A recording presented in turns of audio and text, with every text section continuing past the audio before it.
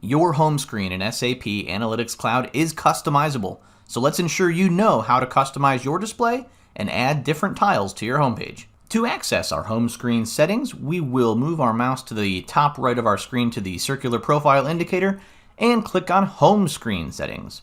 The first three options in here indicate some defaults: our default tab, our background color, and a logo. Our default tab refers to these four tabs here: Today, Catalog, Favorites, and Shared with Me. The Today tab is your personalized home screen. The background color is a nice option to let you choose from a variety of different colors throughout your SAC experience. A popular one is the SAP Dark background color.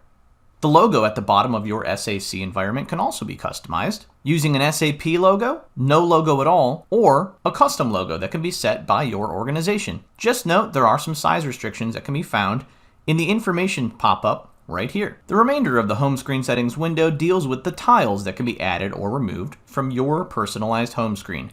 They can simply be toggled on or off in the list right here, so let's try adding one in to see the results. Reminder that these tiles can be moved, removed, and resized to make your home screen look exactly the way you would like.